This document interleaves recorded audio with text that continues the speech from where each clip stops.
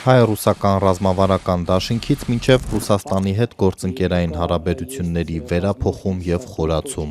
5 տարում այսպես է փոխվել Երևանի դիրքորոշումը Մոսկվայի հանդեպ։ Եթե Նիկոլ Փաշինյանի 2021-26 թվականների կառավարության ծրագրում Ռուսաստանը գլխավորում էր անվտանգություն եւ արտաքին քաղաքականություն բաժինը, այդ երկրի հետ էր կապվում Հայաստանի անվտանգության ապահովումը, ապա Փաշինյանի ձևավորած այս կառավարության 2026-31 թվականների ծրագրում Ռուսաստանը հիշատակվում է ի թիվս այլ երկրների, միայն 8-րդ հորիզոնականում, հետ մնալով տարածաշրջանի հարևաններից, Եվրամիությունից, Միացյալ Նահանգներից ու Ֆրանսիայից։ Այս անգամ միայն նշվում է, որ շարունակվելու է Ռուսաստանի հետ փոխշահավետ համագործակցությանն ուղղված երկխոսությունը, հավասարակշռման արտաքին քաղաքականության, տարածաշրջանում խաղաղության հաստատման նոր պայմաններում հարաբերությունների վերափոխման, զարգացման եւ խորացման ուղղությամբ։ Այլևս չկան հիշատակումներ փոխօգնության երկկողմ պայմանագրերի, Գյումրիում տեղակայված ռազմաբազայի եւ ռուս սահմանապահների մասին։ Սկսած այն պահից, որ մենք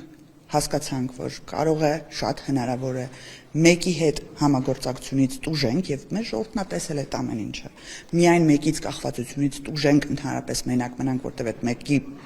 պետական ազգային շահերը չհամապատասխանեն Էսպային Հայաստանի Հանրապետության շահերի հետ, մենք հասկացանք, որ պետք է ունենանք այլ ընտրանքներ։ Ես չեմ կարծում, որ դա մեսիջ է, որտեղ մենք շատ բաց մենք շատ թափանցիկ ենք խոսում։ Նոր կառավարության հնգամյա ծրագրում որևէ կերպ չի նշվում հավաքական անվտանգության պայմանագրի կազմակերպությունը, ռազմական դաշինքը, որին անդամակցությունը Հայաստանը վերջին տարիներին սառեցրել է, բայց մինչև օրս հստակ չէ ի վերջո Երևանը մտադիր է հեռանալ կազմակերպությունից։ Իսկ իմաստը ո՞րն է դուրս գալու։ Կգա ժամանակը, եթե այդպիսի որոշման կարիք լինի, այդպիսի որոշում կայացնենք։ 2021-ին Փաշինյանի կառավարությունը խոստանում էր ակտիվ ներգրավված լինել ՀԱՊԿ-ի աշխատանքներին։ Երևանը հիմա դժգոհում է, որ 2021-22 թվականներին ռազմական դաշինքը չպաշտպանեց Հայաստանը Ադրբեջանի ներխուժումներից։ Ասեք, որ տեղի է ունեցել հարձակում սուվերեն տարածքի վրա։ Մենք ուզում ենք, որ մեր անվտանգային միջավայրը, որի այսպես ասած երաշխավորն էր նաև ՀԱՊԿ անդամ պետություններով կառուցված անվտանգային կառույցը, արձագանք ունենա իր անդամ պետության վրա հարձակման հետ կապված։ Մենք չենք լսում դրա պատասխանը։ Դիվանագիտությունը սև ու սպիտակ չի, զեբր չի, էլի, այս մի գիծը սև է, այս մի գիծը սպիտակ է։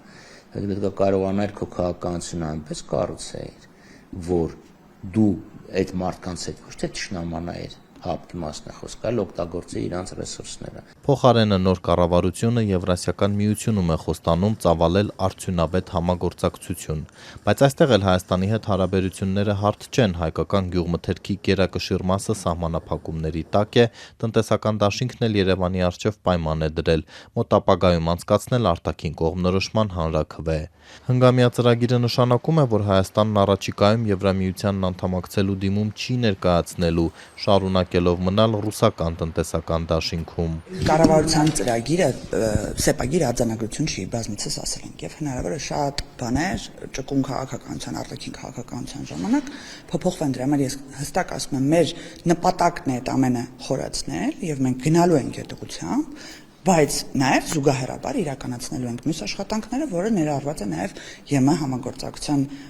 բլոկում կառավարության ծրագրում։ Տանգո ապրելու համար երկու հոգի են պետք։ Լավ, այդ կառավարությունը ասում է, ես ԵԱՏՄ-ն չեմ ուզում լքեմ, իսկ ԵԱՏՄ-ն ինչ կարծիք։ Հիմա ասում է մենք մեր ինքնիշխանությունը ելակով չենք փոխում։ Լավ է անում, բայց այն մարդը, որ ելակ է աճացրել եւ իր կյանքը, իր գոյությունը ելակի վաճառքից է կախված, այդ մարդուն դու ինչ օգնության փաթեթ ես առաջարկում։ Եվրամիության վերաբերյալ կառավարությունը վկայակոչում է դաշինքին անդամակցելու գործընթացի մեկնարկի մասին օրենքը, խոստանալով դրա հիմքով բարեփոխումներ իրականացնել։ Անդամակցության ժամկետներ սակայն չեն նշվում։ Ռուսաստանը դարձել է ընդամենը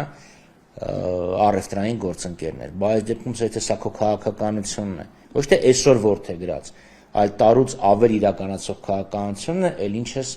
զարմանում, որ ռուսները քո դեմ հակաքայլի են դիմում։ Պաշտոնական Մոսկվան դեռ չի արձագանքել կառավարության ծրագրում տեղ գտած ձևակերպումներին։